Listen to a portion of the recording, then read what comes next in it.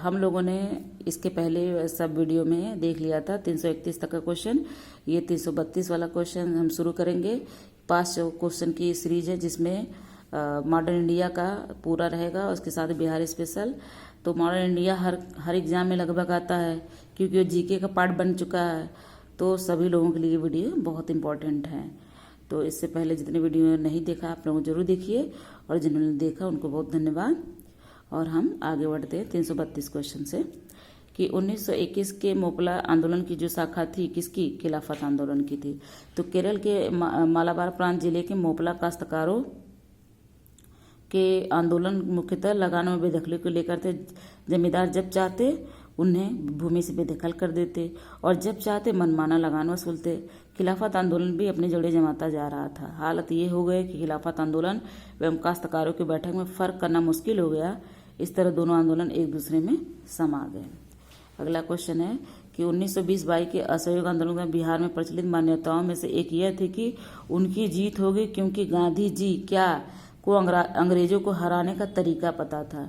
जब बिहार वाले लोग मेहनती भी बहुत है और बड़ा जिसको मान लिए उनको बड़ा माने आंख मूंद का भरोसा करते थे, पर उनको इतना विश्वास हो गया गांधी जी हैं तो वो हरा ही देंगे।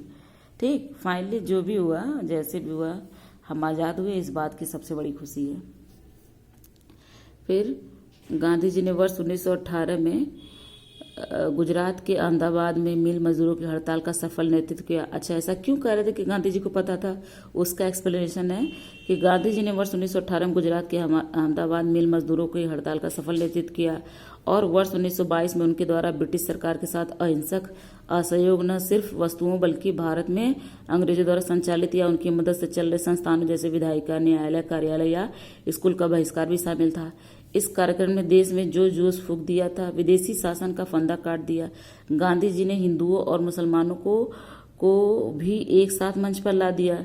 गांधी जी एक महामानव के रूप में उदय उनके कृत्यों के फलस्वरूप अंग्रेजी शासकों में भय उत्पन्न होने के कारण बिहार के लोगों में विश्वास उत्पन्न हुआ कि हमारी जीत होगी, क्योंकि गांधी जी को अंग्रेजों के हराने का तरीका मालूम था। गांधी जी ने रचनात्मक कार्यों के जरिए अन्य भारतीय नेताओं के मुकाबले, यही लाइन है जो सबसे ज्यादा खास गांधी जी को बताती है और नेताओं से। हम चाहे भले जितना भी इनके ऊपर आलोचनात्मक बात करें, लेकिन ये सबसे बड़ा सच यही है कि इसके पहले जितने भी नेता थे वो सिर्फ और सिर्फ सीमित लोगों के तक उनका कांटेक्ट था, कम्युनिकेशन सिर्फ सीमित लोगों तक था। लेकिन गांधी जी पहले ऐसे नेता बनते हैं जिन्होंने आम जन से, जो एक मजदूर किसान है उससे जुड़ गए, एक श्रमिक है उससे जुड़ गए। तो क्या है कि गांधी जी ने रचनात्मक कार्यों के जरिए भारतीय नेताओं के मुकाबले गांवों में निवास करने वाले देश की 90% जनता के बहुत निकट आ गए। इस प्रकार गांव में रहने वाली करोड़ों की आबादी में जागृति पैदा कर दी और स्वराज की मांग को मध्यम वर्गीय आंदोलन के स्तर से उठाकर देशव्यापी अदम्य जन आंदोलन का रूप दे दिया। ठीक, अगला क्वेश्चन है कि सारा बंदी आंदोलन 1928, ये गलत किताब में प्रिंट दिया था, ये 1928 है। तो सारा बंदी आंदोलन 1928 किसके नेतृत्व में प्रारंभ हुआ? तो सरदार वल्लभ भाई पटेल के। गुजरात के सूरत जिले में स्थित बारदोली वर्ष 1928 के बाद राजनीतिक गतिविधियों का केंद्र बन गया था। बारदोली के मेहता बंधुओं कल्याण जी और कुंवर जी तथा दयाल जी देसाई ने किसानों के समर्थन में वर्ष 1928 से आंदोलन चलाया। बाद में इसका नेतृत्व सरदार वल्लभ भाई पटेल ने किया। पटेल के नेतृत्व में ही वर्ष 1928 में कोई कर नहीं साराबंदी आंदोलन चलाया गया। ज्ञातव्य कि कर न अदायगी का आंदोलन गांधी जी ने असहयोग आंदोलन के दौरान वर्ष 1922 में बारदोली से चलाने का विचार बनाया था, लेकिन चौरी चौरा की घटना के कारण यह योजना स्थगित कर दी गई। बिहार लोक सेवा आयोग ने त्रुटिवश ताराबंदी, वही बात है, 1922 छापा था जो कि 1928 है। 1921 का मोपला विद्रोह कहाँ हुआ था? तो केरल में हुआ था। ठीक है, 1921 का मोपला विद्रोह कहाँ? केरल में। तो मोपला विद्रोह केरल के मालाबार क्षेत्र में 1921 में हुआ था। यह काश्तकार अधिकतर बटाईदार मुसलमान थे तथा जमींदार अधिकतर हिंदू थे। आंदोलन जमींदारों के शोषण के खिलाफ था, मतलब जमींदार शोषण कर रहे थे। तो जमींदार हिंदू थे और मुसलमान बटाईदार थे, कर्मी थे, काम करते थे। तो असहयोग आंदोलन के स्थगन संबंधित घटनाओं का सही क्रम, तो सही क्रम होगा ये कि ये जो भी है इसका सही क्रम ये है कि 4 फरवरी 1922 को चौरी चौरा में कांग्रेस और खिलाफत का एक जुलूस निकला। कुछ पुलिस वाले उनके साथ दुर्व्यवहार किया। परिणाम स्वरूप जुलूस में शामिल एक जत्थे ने पुलिस पर हमला बोल दिया। पुलिस ने गोली चलाई, फलतः भीड़ उत्तेजित हो गई और पुलिस पर हमला बोल दिया। सिपाही भागकर थाने में घुसे तो भीड़ ने थाने में आग लगा दी। इस घटना की खबर मिलते ही गांधी जी ने आंदोलन वापस ले लिया। 12 फरवरी 1922 को असहयोग आंदोलन समाप्त हो गया। आंदोलन की समाप्ति के बाद गांधी जी की स्थिति थोड़ी कमजोर हो गई थी। सरकार ने स्थिति का फायदा उठाकर 10 मार्च 1922 को उन्हें गिरफ्तार कर 6 वर्ष की सजा दी। इस प्रकार विकल्प ए सही उत्तर है। तो जो मिल के आ रहा है यही चीज है। तो मतलब कि सीरियल में लिखा ही है कि चौरी चौरा में पुलिस कांड होता है, उसके बाद उग्र भीड़ जो होती है, उग्र भीड़ द्वारा पुलिस थानों को जलाया जाता है, फिर गांधी जी द्वारा आंदोलन को स्थगित किया, फिर गांधी जी की गिरफ्तारी होती है। गांधी जी की गिरफ्तारी का डेट हम याद रखेंगे क्योंकि ये डेट बड़ा इंपॉर्टेंट है और 6 वर्ष की सजा दी जा रही है। आगे ये क्वेश्चन में आएगा। फरवरी 1922 में पुलिस चौकी में आग लगाने की घटना से संबंधित चौरी चौरा किस राज्य में है? तो चौरी चौरा उत्तर प्रदेश के गोरखपुर जिले में। ठीक। लॉर्ड सिन्हा ने 1921 में कहाँ गवर्नर पद से त्याग पत्र दे दिया था? तो बिहार और उड़ीसा के पद पे। तो यहाँ पे सत्येंद्र प्रसन्नो सिन्हा का जन्म 24 मार्च 1863 को बंगाल के वीरभूम के रायपुर में हुआ था। वह वर्ष 1908 में बंगाल के एडवोकेट जनरल नियुक्त होने वाले प्रथम भारतीय थे। वे ऐसे पहले भारतीय थे जिन्हें वायसराय की काउंसिल में कानूनी सदस्य के रूप में शामिल किया गया। वर्ष 1920 में बिहार और उड़ीसा गवर्नर नियुक्त हुए, जो प्रशासन में उच्च पद प्राप्त करने वाले प्रथम भारतीय थे। स्वार्थ कारणों से इन्होंने वर्ष 1921 में अपना पद से इस्तीफा दे दिया। 4 मार्च 1928 को इनकी मृत्यु हो गई। अगला क्वेश्चन है कि 1923 से 28 के काल में भारतीय राजनीति में क्रांतिकारिक गतिविधियों का पुनरावृत्ति रिवाइवल का कारण क्या था? कारण था गांधी जी द्वारा असहयोग आंदोलन का स्थगन। जैसे असहयोग आंदोलन में सब लोगों ने बढ़ चढ़कर एकदम हिस्सा लिया था, बहुत तेजी से ये चल रहा था। फिर अचानक से चौरी चौरा कांड की वजह से गांधी जी पीछे हट जाते हैं, तो सब लोग एकदम क्रोध में आ जाते हैं कि कोई अहिंसा हिंसा वाली बात नहीं होगी। अब हम जो है कि क्रांतिकारी गतिविधि से, मतलब मारपीट जैसे भी करके हम उसी से लड़ाई करेंगे। तो इससे पहले क्या था? इससे पहले जब लाला लाजपत राय, बाल गंगाधर तिलक ये लोग थे, तो वो लोग पहले कर रहे थे, माने गरम दल वाले। तो फिर जब गांधी जी पीछे हट जाते हैं असहयोग आंदोलन में 1922 से, तो फिर उनको लगता है इससे बढ़िया वही हैं लोग हैं, बाल गंगाधर तिलक जी हैं, ये लोग ठीक हैं। ठीक है। हालांकि तिलक जी की तो 1920 में ही मृत्यु हो चुकी थी, माने उनके विचार ठीक हैं, वही लड़ाई सही है। ठीक। तो इस क्या कारण था? तो ये गांधी जी का असहयोग आंदोलन का स्थगन। एक्सप्लेनेशन है क्या कि 1922 के बाद असहयोग आंदोलन के स्थगन और देश में किसी भी प्रकार की राजनीतिक गतिविधि के अभाव से बहुत से क्षमतावान राष्ट्रवादी युवाओं का मोह भंग हो गया। वे युवा गांधी जी के नेतृत्व और अहिंसात्मक संघर्ष की राजनीति से भी असंतुष्ट थे। ये रूस, चीन, आयरलैंड, तुर्की, मिस्र आदि कहीं भी होने वाले क्रांतिकारी आंदोलन विद्रोह से अनुप्राणित होकर हिंसात्मक माध्यम से ब्रिटिश शासन को उखाड़ फेंकने के लिए प्रयासरत थे। इस कारण यह काल भारतीय राजनीति में क्रांतिकारी कार्यविधियों की पुनरावृत्ति का काल माना गया है। स्वराज दल की स्थापना असफलता के बाद हुई। किसकी असफलता? असहयोग आंदोलन। क्यों? स्वराज जो दल है वो 1923 में जो असफल घोषित किया जा रहा है, स्थगन किया जा रहा है, वो 1922 में। तो असहयोग आंदोलन की असफलता के बाद स्वराज पार्टी कांग्रेस खिलाफत स्वराज पार्टी का गठन 1923 में सी.आर. दास और मोतीलाल नेहरू ने किया। सी.आर. दास माने चित्तरंजन दास। सी.आर. दास इसके अध्यक्ष रहे, मोतीलाल नेहरू इसके महासचिव। स्वराज पार्टी ने अपने को कांग्रेस के अभिन्न हिस्से के रूप में प्रचारित किया। ये बोल रहे हैं कि हम कांग्रेस के ही हिस्से हैं, लेकिन उसमें भी हम कौन से हैं? जो स्वराज पार्टी की बात कर रहे हैं। स्वराज पार्टी ने अपने को साथ ही अहिंसा और असहयोग के प्रति अपनी वचनबद्धता को भी दोहराया। स्वराज दल की स्थापना किसने की? तो सी.आर. दास और मोतीलाल नेहरू। तो ऑप्शन डी। ठीक। तो 11 क्वेश्चन है।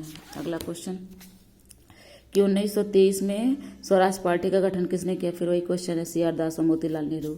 स्वराज पार्टी का गठन की असफलता के बाद किसके? तो असहयोग आंदोलन। फिर उसके बाद अगला क्वेश्चन 1922 में गया कि इंडियन नेशनल कांग्रेस के अधिवेशन में अध्यक्ष कौन थे? तो सी.आर. दास थे। ठीक। तो 1922 में इंडियन नेशनल कांग्रेस के अधिवेशन के अध्यक्ष कौन थे? ये देखिए, ये बिहार के गया में हो रहा है। ठीक। तो इसलिए और इम्पोर्टेंट हो जाता है। तो इसमें कौन अध्यक्ष थे? चित्तरंजन दास। इससे पहले भी बिहार में अधिवेशन हुआ था 1912 में, उसमें जो अध्यक्ष थे मुधोलकर जी थे। तो 1922 में जेल से छूटने के बाद सी.आर. दास को गया में कांग्रेस सम्मेलन का निर्वाचित अध्यक्ष घोषित किया गया। असहयोग आंदोलन की समाप्ति के बाद देशबंधु ने सभा प्रवेश कार्यक्रम के जरिए जैसे सभाओं के भीतर से असहयोग भारतीय राजनीति को नया आयाम देने का प्रयास किया, परंतु सी राजगोपालाचारी, वल्लभ भाई पटेल, डॉक्टर राजेंद्र प्रसाद, एन.जी. रंगा अयंगर आदि नेताओं ने परिषद में प्रवेश करने की नीति का विरोध किया। इस अधिवेशन में काउंसिल में प्रवेश न लेने का प्रस्ताव पारित हुआ। फलस्वरूप चित्तरंजन दास जी ने त्यागपत्र दे दिया, जिसके उपरांत उन्होंने कांग्रेस के भीतर से स्वराज पार्टी की स्थापना की। अगला क्वेश्चन, भारतीय राष्ट्रीय कांग्रेस के 1922 में आयोजित गया अधिवेशन के अध्यक्ष कौन थे? तो सी.आर. दास जी थे। अगला क्वेश्चन कि अतः सदैव सहमति के साथ और अक्सर वाणिज्य मंडल के निर्देशों पर भारत सरकार चलती है और इसे व्हाइट मैन्स बर्डन कहा जाता है। यह किसने कहा था? तो सच्चिदानंद सिन्हा जी ने कहा था। तो साइमन कमीशन पहली बार भारत आया कब? 1928 में। गठित कब होता है? 1927 में। तो वर्ष 1919 के एक्ट में 10 वर्ष पर इसकी समीक्षा हेतु एक संवैधानिक आयोग के गठन का प्रावधान था। आयोग को यह देखना था कि यह अधिनियम व्यवहार में कहाँ तक सफल रहा तथा उत्तरदायी शासन की दिशा में कहाँ तक प्रगति करने की स्थिति में है। किंतु ब्रिटेन की कंजर्वेटिव सरकार ने इसकी समीक्षा हेतु 2 वर्ष पूर्व 1927 में ही साइमन कमीशन की नियुक्ति कर दी। सर जॉन साइमन की अध्यक्षता में गठित इस कमीशन में कुल 7 सदस्य थे। चूंकि सभी सदस्य अंग्रेज थे, इसलिए कांग्रेसियों ने इसे श्वेत कमीशन कहकर विरोध किया। साइमन कमीशन की 3 फरवरी 1928 को मुंबई पहुंचा। अगला क्वेश्चन, नेहरू रिपोर्ट डैश की अध्यक्षता में कमेटी द्वारा तैयार किया गया था और इसका विषय था। तो ये तैयार किया गया था मोतीलाल नेहरू के द्वारा और भारत में संवैधानिक व्यवस्थाएं, ये इसका विषय था। तो साइमन आयोग को नियुक्त करने वाले अनुदारपंथी राज्य सचिव लॉर्ड बिरकनहेड के अनुसार भारतीय लोग संवैधानिक सुधार के लिए ठोस प्रस्ताव बनाने में असमर्थ है। उन्होंने कहा था कि भारतीय ऐसा संविधान बनाने में असमर्थ है जिसको सभी भारतीयों का व्यापक राजनीतिक समर्थन प्राप्त हो। इस चुनौती को भारतीयों द्वारा स्वीकार किया गया और एक योजना को अंतिम रूप देने के लिए फरवरी, मई और अगस्त 1928 में सर्वदलीय अधिवेशन आयोजित किए गए। मोतीलाल नेहरू की अध्यक्षता में 8 सदस्यीय समिति ने अगस्त 1928 में प्रस्तावित संविधान का प्रारूप प्रस्तुत किया। इसको मोतीलाल नेहरू के नाम पर नेहरू रिपोर्ट नाम से जाना गया। तो नेहरू रिपोर्ट को कभी नहीं समझना है कि जवाहरलाल नेहरू नहीं, मोतीलाल नेहरू उनके पिताजी। मोतीलाल नेहरू की इस रिपोर्ट की नेहरू ही इस रिपोर्ट के लेखक थे। इसमें सांप्रदायिक आधार पर अलग निर्वाचन मंडल की मांग को अस्वीकार कर दिया गया था। इस रिपोर्ट में डोमिनियन स्टेटस की मांग की गई थी। इसके अतिरिक्त अन्य सिफारिश की गई थी, जैसे सब वयस्कों के लिए मताधिकार, महिलाओं के लिए समान अधिकार, यूनियन संगठन बनाने की स्वतंत्रता और धर्म का हर प्रकार से राज्य से पृथक्करण। तो बड़ा माने ऊंचे विचार का, धर्म का हर प्रकार से राज्य से पृथक्करण, जो आज भी भारत का संविधान ये मानता है। तो अगला क्वेश्चन है, पूर्ण स्वराज का प्रस्ताव लाहौर कांग्रेस में पारित किया गया किस वर्ष? 1929 में। तो कांग्रेस के कलकत्ता अधिवेशन में ब्रिटिश सरकार को यह अल्टीमेटम दिया गया कि वर्ष के अंत में नेहरू रिपोर्ट स्वीकार कर ले या कांग्रेस द्वारा प्रारंभ किए जाने वाले जन आंदोलन का सामना करे। निर्धारित समय सीमा में सरकार द्वारा कोई निश्चित उत्तर न मिलने की स्थिति में दिसंबर 1929 में पंडित जवाहरलाल नेहरू की अध्यक्षता में कांग्रेस का ऐतिहासिक लाहौर अधिवेशन हुआ, जिसमें पंडित जवाहरलाल नेहरू ने पूर्ण स्वराज का लक्ष्य घोषित किया। जैसे ही 31 दिसंबर 1929 को मध्यरात्रि का घंटा बजा, कांग्रेस अध्यक्ष पंडित जवाहरलाल नेहरू ने लाहौर में रावी के तट पर, एक क्वेश्चन ये हो सकता है कि लाहौर किस नदी के तट पे? रावी। तो लाहौर में रावी के तट पर भारतीय स्वतंत्रता का झंडा फहराया। कांग्रेस कार्य समिति द्वारा 2 जनवरी 1930 को अपनी बैठक में यह निर्णय लिया गया कि 26 जनवरी 1930 का दिन पूर्ण स्वराज दिवस के रूप में मनाया जाएगा तथा 26 जनवरी को प्रत्येक वर्ष पूर्ण स्वाधीनता दिवस के रूप में मनाया जाएगा। यही डिसीजन लेने की वजह से ही गणतंत्र दिवस हम 26 जनवरी को मनाते हैं आज भी।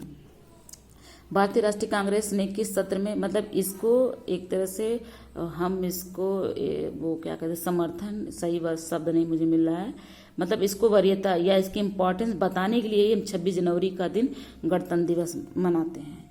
भारतीय राष्ट्रीय कांग्रेस ने किस सत्र में पूर्ण स्वाधीनता का प्रस्ताव पारित किया? तो 1929 लाहौर। फिर अगला क्वेश्चन कि 1929 लाहौर में आयोजित भारतीय राष्ट्रीय कांग्रेस अध्यक्ष कौन? तो जवाहरलाल नेहरू। ठीक। अगला क्वेश्चन कि भारतीय राष्ट्रीय कांग्रेस द्वारा किस दिन को पूर्ण स्वराज दिवस घोषित किया गया? तो 26/1/1930 को यह घोषित किया गया था पूर्ण स्वराज। 1929 कांग्रेस अधिनियम पूर्ण स्वराज का पताका किसने उठाया? तो पंडित जवाहरलाल नेहरू ने उठाया। अगला क्वेश्चन कि समाजवाद का समर्थक कौन था और 1933 में ब्रिटिश शासन देसी राज्यों जमींदारवाद और पूंजीवाद को उखाड़ फेंकना चाहता था। कौन? तो जवाहरलाल नेहरू जी फेंकना चाहते थे। जवाहरलाल नेहरू समाजवाद के समर्थक थे। नेहरू वर्ष 1933 में ब्रिटिश शासन देसी राज्यों जमींदार और पूंजीवाद को उखाड़ फेंकना चाहते थे। नेहरू जी का समाजवाद सोवियत संघ के समाजवाद से प्रभावित था। उन्होंने नवंबर 1927 में सोवियत संघ की यात्रा की थी। किसने 1921 में पहली बार पूर्ण स्वतंत्रता की मांग की थी? पूर्ण स्वतंत्रता की मांग को उठाया था तो मौलाना हजरत मोहानी। वर्ष 1921 के अहमदाबाद में, अच्छा 1921 में कौन सा विद्रोह रहा था? मोपला विद्रोह। कहाँ? केरल में। तो वही 1921 में अहमदाबाद में हुए कांग्रेस की अध्यक्षता में हकीम अजमल खां ने की थी। तो 1921 का अधिवेशन कहाँ हो रहा है कांग्रेस का? अहमदाबाद में। अध्यक्षता कौन कर रहे हैं? हकीम अजमल खां ने। इस अधिवेशन में सर्वप्रथम मौलाना हजरत मोहानी ने पूर्ण स्वतंत्रता की मांग उठाई थी, किंतु महात्मा गांधी इस मांग के पक्ष में नहीं थी। तब तक उतना दिमाग मतलब होता है ना कि जैसे जैसे समय बीतता है वैसे वैसे आदमी अपने आप को ढालता है। तो हमारा राष्ट्रीय आंदोलन भी इस तरीके का था। पहले क्या होता था, गांधी जी ऐसे थे कि पहले बहुत तेजी से आंदोलन को होता माने बढ़ावा देते थे, फिर देखते कि कहीं अंग्रेज जैसे कि हमारे भारतीयों को नुकसान न पहुंचाए तो थोड़ा पीछे हट जाते थे। फिर जब एकदम सब लोग शांत पड़ जाते फिर वो आंदोलन शुरू कर देते। तो ऐसे कम ज़्यादा ऐसे करते रहते थे गांधी जी का। अगला है कि 356 क्वेश्चन कि बारदोली सत्याग्रह का सफल नेतृत्व किसने किया? तो वल्लभ भाई पटेल जी। और यही बारदोली की महिलाओं ने ही उन्हें सरदार की उपाधि दी। दांडी यात्रा की गई कब? 1930 में। शुरू कब होती है? 12 मार्च 1930 को और खत्म होगी 6 अप्रैल 1930 को। टोटल 24 दिन चलेंगे और 80 सहयोग के साथ चलते हैं वो। ठीक है। तो नमक कानून तोड़कर ये किया। तमिलनाडु में गांधीवादी नेता सी राजगोपालाचारी जी ने तिरुचेनगोड आश्रम से तिरुचिरापल्ली के वेदारण्य तक नमक यात्रा की। मतलब साउथ में श्री राजगोपालाचारी जी भी ये यात्रा का मतलब करवा रहे हैं। तो 1930 में महात्मा गांधी जी ने सविनय अवज्ञा आंदोलन कहाँ से प्रारंभ किया था? तो साबरमती। ये बड़ा इंटरेस्टिंग क्वेश्चन है, मतलब कि कहाँ से प्रारंभ कर रहे हैं? सविनय अवज्ञा आंदोलन साबरमती। और जो ये दांडी नमक यात्रा वो हो रही दांडी से। ठीक है। मतलब वो साबरमती आश्रम से शुरू होती है दांडी यात्रा और खत्म होती है दांडी नमक जगह पर।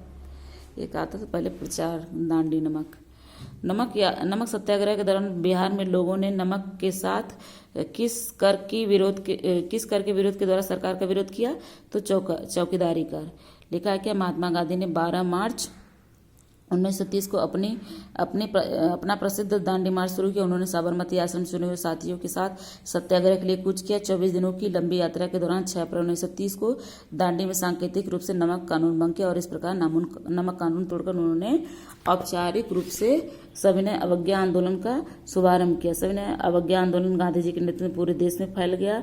बिहार में के लोगों ने नमक बनाने के साथ साथ चौकीदारी कर के द्वारा सरकार का विरोध किया। चौकीदारी कर का विरोध बिहार में अत्यधिक सफल रहा। दांडी यात्रा कितने दिन चली? तो 24 दिन चली। 1929 में खुदाई खिदमतगार किसने संगठित किया? तो अब्दुल गफ्फार खां जी ने। 18 मिनट की वीडियो हो गई, इसलिए इस वीडियो को यहीं रोकते हैं। और धन्यवाद आप लोगों का वीडियो देखने। जिन्होंने पिछली वीडियो नहीं देखा वो जरूर देख लें। और पेपर बहुत नज़दीक है। आज हो गया है 9 अगस्त, शायद 10 अगस्त है क्या? नहीं, 9 अगस्त है। ठीक। तो 24-25 को तो एग्ज़ाम ही है। तो कोशिश करिए और वीडियो देखिए और अच्छा लगे तो शेयर करिए। ठीक है। धन्यवाद।